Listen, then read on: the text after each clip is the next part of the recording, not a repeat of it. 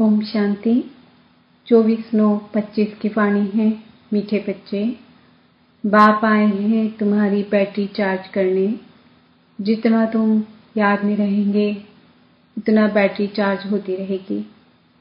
प्रश्न, तुम्हारी सच की नाव को तूफान क्यों लगते हैं? उत्तर, क्योंकि इस समय आर्टिफिशियल बहुत निकल पड़े हैं। कोई अपने को भगवान कहते, कोई रिद्धि सिद्धि दिखाते, इसलिए मनुष्य सच को परख नहीं सकते। सच की बेड़ी को हिलाने की कोशिश करते हैं, परंतु तुम जानते हो कि हमारी सच की नाव कभी डूब नहीं सकती। आज जो विघ्न डालते हैं वह कल समझेंगे कि सद्गति का रास्ता यहाँ ही मिलना है।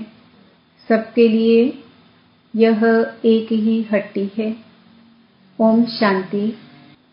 रूहानी बच्चों प्रति अथवा रूहों प्रति, क्योंकि रूह अथवा आत्मा सुनती है कानों द्वारा, धारणा आत्मा में होती है। बाप की आत्मा में भी ज्ञान भरा हुआ है। बच्चों को आत्माभिमानी बनना है इस जन्म में। भक्ति मार्ग के 63 जन्म, द्वापर युग से तुम देह अभिमान में रहते हो। आत्मा क्या है यह पता नहीं रहता है। आत्मा है जरूर, आत्मा ही शरीर में प्रवेश करती है। दुख भी आत्मा को ही होता है। कहा भी जाता है पतित आत्मा पावन आत्मा। पतित परमात्मा कभी नहीं सुना है। सर्व के अंदर परमात्मा अगर होता तो पतित परमात्मा हो जाए। तो मुख्य बात है आत्माभिमानी बनना। आत्मा कितनी छोटी है, उसमें कैसे पाठ भरा हुआ है, यह किसको भी पता नहीं है। तुम तो नई बात सुनते हो। यह याद की यात्रा भी बाप ही सिखलाते हैं और कोई सिखला न सके। मेहनत भी है इसमें। घड़ी घड़ी अपने को आत्मा समझना है। जैसे देखो, यह इमरजेंसी लाइट आई है जो बैटरी पर चलती है। इसको फिर चार्ज करते हैं। बाप है सबसे बड़ी पावर। आत्माएं कितनी ढेर है, सबको उस पावर से भरना है। बाप है सर्वशक्तिमान। हम आत्माओं का उनसे योग नहीं होगा तो बैटरी चार्ज कैसे हो? सारा कल्प लगता है डिस्चार्ज होने में। अभी फिर बैटरी को चार्ज करना होता है। बच्चे समझते हैं हमारी बैटरी डिस्चार्ज हो गई है, अब फिर चार्ज करनी है कैसे?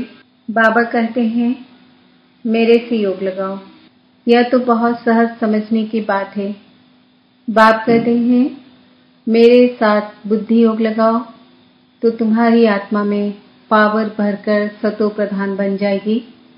पढ़ाई तो है ही कमाई। याद से तुम पावन बनते हो, आयु बड़ी होती है, बैटरी चार्ज होती है। हर एक को देखना है कितना बाप को याद करते हैं। बाप को भूल जाने से ही बैटरी डिस्चार्ज होती है। कोई का भी सच्चा कनेक्शन नहीं है।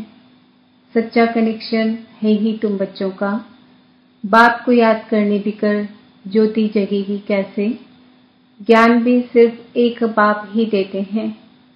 तुम जानते हो ज्ञान है दिन, भक्ति है रात, फिर रात से होता है वैराग्य, फिर दिन शुरू होता है। बाप कहते हैं रात को भूलो, अब दिन को याद करो।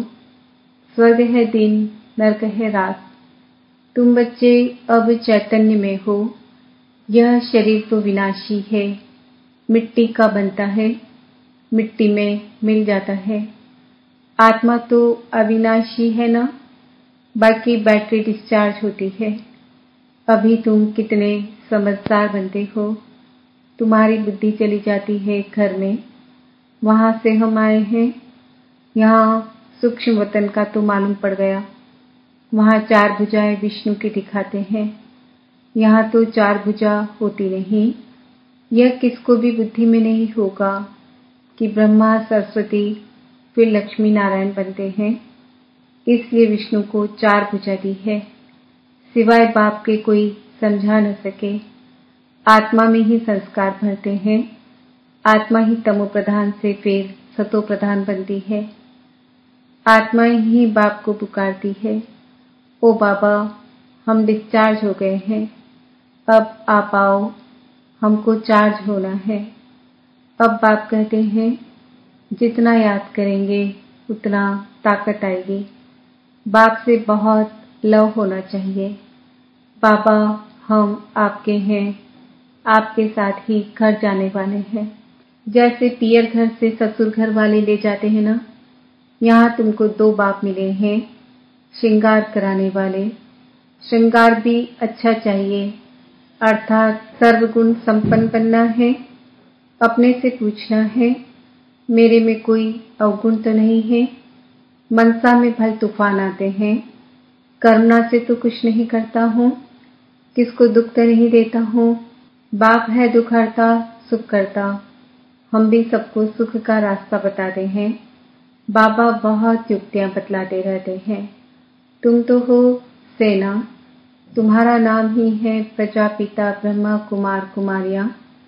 कोई भी अंदर आए पहले पहले तो ये पूछो कि कहाँ से आए हो, किसके पास आए हो।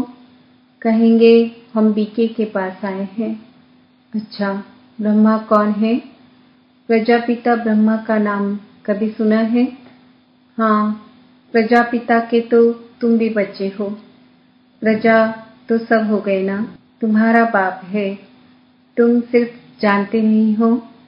ब्रह्मा भी जरूर किसी का बच्चा होगा ना, उनके बाप का कोई शरीर तो देखने में नहीं आता है। ब्रह्मा विष्णु शंकर इन तीनों के ऊपर है शिव बाबा। त्रिमूर्ति शिव कहा जाता है, तीनों का रचयिता। ऊपर में एक शिव बाबा, फिर है 3। जैसे सिजरा होता है ना, ब्रह्मा का बाप जरूर भगवान ही होगा, वह है आत्माओं का पिता। अच्छा फिर ब्रह्मा कहाँ से आया? बाप कहते हैं मैं इनमें प्रवेश कर इनका नाम रखता हूँ ब्रह्मा। तुम बच्चों के नाम रखे तो इनका भी नाम रखा ब्रह्मा। कहते हैं यह मेरा दिव्य अलौकिक जन्म है। तुम बच्चों को तो एडॉप्ट करता हूँ, बाकी इनमें प्रवेश करता हूँ, फिर तुमको सुनाता हूँ। इसलिए यह हो गए बाप दादा। जिसमें प्रवेश किया उनकी आत्मा तो है ना, उनके बाजू में आकर बैठता हूँ। 2 आत्माओं का पाठ तो यहाँ बहुत चलता है। आत्मा को बुलाते हैं तो आत्मा कहाँ आकर बैठेगी? जरूर ब्राह्मण के बाजू में आकर बैठेगी। यह भी 2 आत्माएं हैं, बाप और दादा। इनके लिए बाप कहते हैं अपने जन्मों को नहीं जानते हो। तुमको भी कहते हैं तुम अपने जन्मों को नहीं जानते थे, अब स्मृति आई है। कल्प कल्प 84 का चक्र लगाया है, फिर वापस जाते हैं। यह है संगम युग। अब ट्रांसफर होते हैं। योग से तुम सतो प्रधान बन जाएंगे, बैटरी चार्ज हो जाएगी, फिर सतयुग में आ जाएंगे। बुद्धि में सारा चक्र फिरता रहता है। डिटेल में तो नहीं जा सकेंगे। झाड़ की भी आयु होती है, फिर सूख जाता है। यहाँ भी सब मनुष्य जैसे सूख गए हैं, सब एक दो को दुख देते रहते हैं।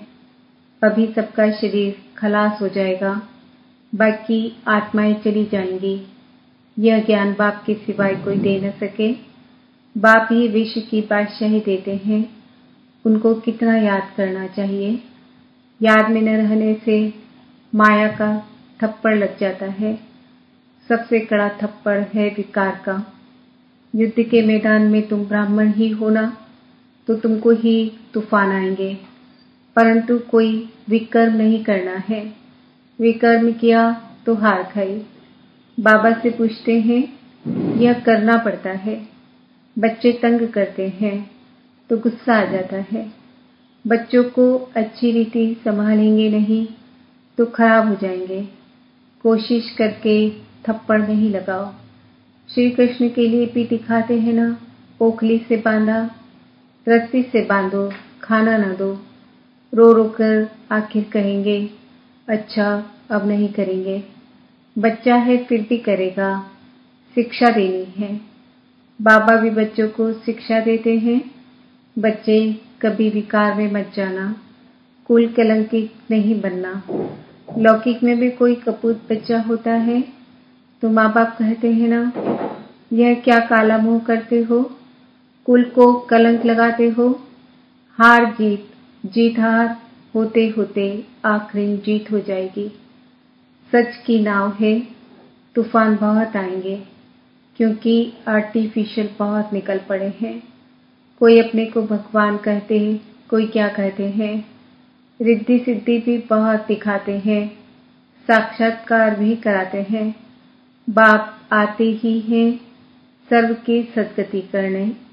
फिर न तो यह जंगल रहेगा, न जंगल में रहने वाले रहेंगे। अभी तुम हो संगम युग पर। जानते हो कि यह पुरानी दुनिया कब्रिस्तान हुई पड़ी है। कोई मरने वाले से दिल थोड़ी ही लगाते हैं। यह दुनिया तो गई कि गई, विनाश हुआ कि हुआ। बाप आते ही तब है जब नई दुनिया पुरानी होती है। बाप को अच्छी रीति याद करेंगे तो बैटरी चार्ज होगी। भल वाणी तो बहुत अच्छी अच्छी चलाते हैं, परंतु याद का जौहर नहीं तो वह ताकत नहीं रहती है। जौहरदार तलवार नहीं।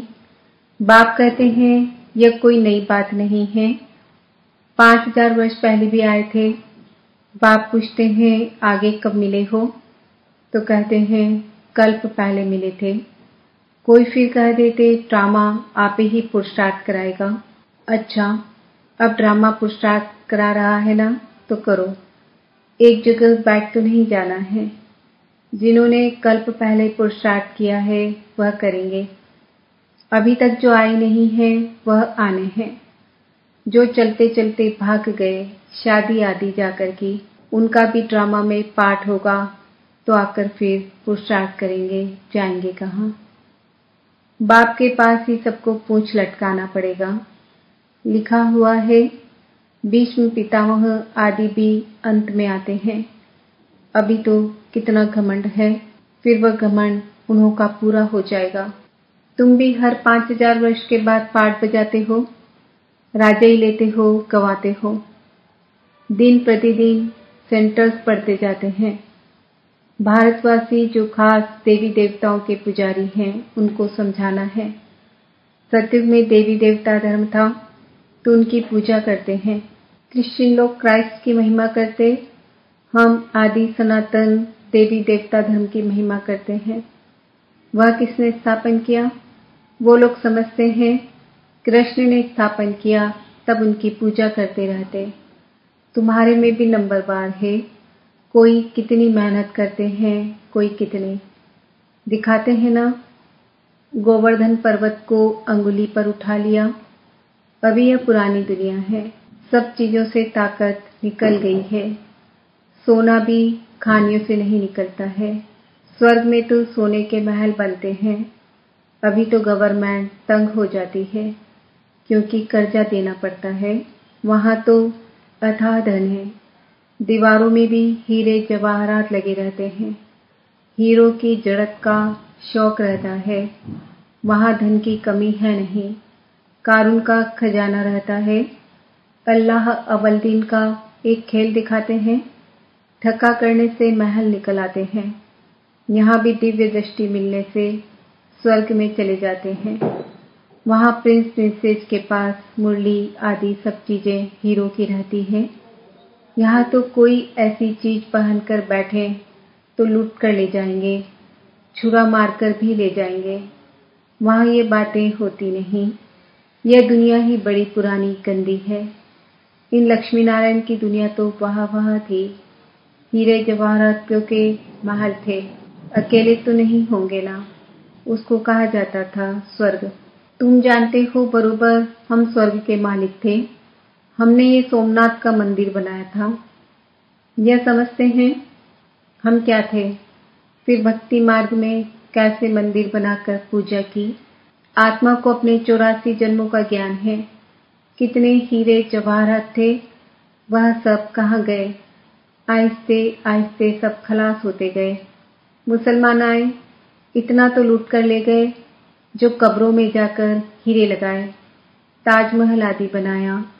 फिर ब्रिटिश गवर्नमेंट वहां से खोद कर ले गई। अभी तो कुछ भी नहीं है। भारत बेघर है, कर्जा ही कर्जा लेते रहते हैं। अनाज, चीनी आदि कुछ नहीं मिलता।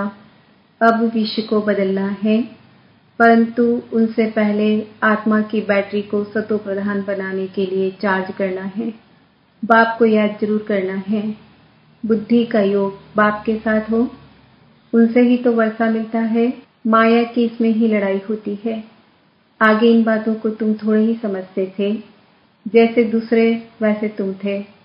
तुम अभी हो संगम युगी और वह सब है कलयुगी। मनुष्य कहेंगे इन्हों को तो जो आता है सो कहते रहते हैं, लेकिन समझाने की युक्तियां भी होती है ना। धीरे धीरे तुम्हारी वृद्धि होती जाएगी। अभी बाबा बड़ी यूनिवर्सिटी खोल रहे हैं, इसमें समझाने के लिए चित्र तो चाहिए ना।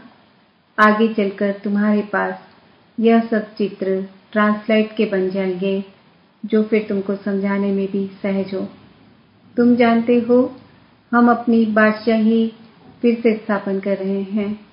बाप की याद और ज्ञान से माया बीच में बहुत धोखा देती है। बाप कहते हैं धोखे से बचते रहो।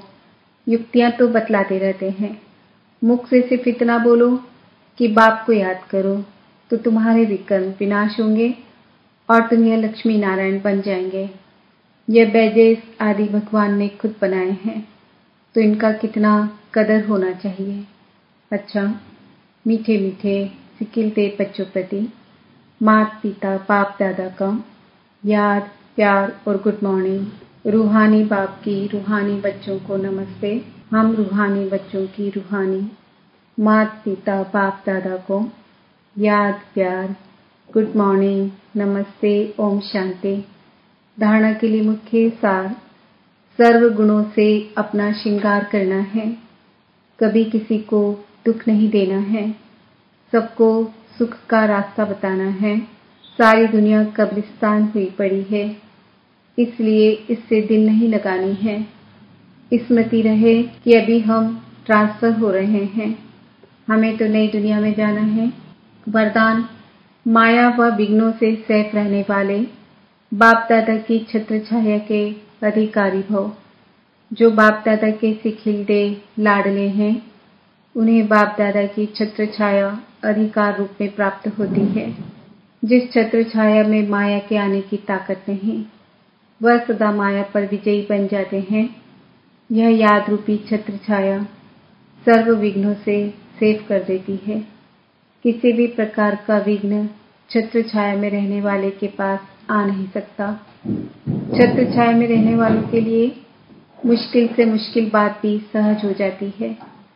पहाड़ समान बातें रुई के समान अनुभव होती है। स्लोगन, प्रभु प्रिय, लोक प्रिय और स्वयं प्रिय बनने के लिए संतुष्टता का गुण धारण करो। आज का स्वमान है, मैं आत्मा बाप दादा की छत्र छाया में रहने की अधिकारी हूँ। आज के व्यक्त इशारे, अब लगन की अग्नि को प्रज्वलित कर योग को ज्वाला रूप बनाओ। विशेष याद की यात्रा को पावरफुल बनाओ। ज्ञान स्वरूप के अनुभवी बनो। आप श्रेष्ठ आत्माओं की शुभ वृत्ति व कल्याण की वृत्ति और शक्तिशाली वातावरण, अनेक तड़पती हुई, भटकती हुई, पुकार करने वाली आत्माओं को आनंद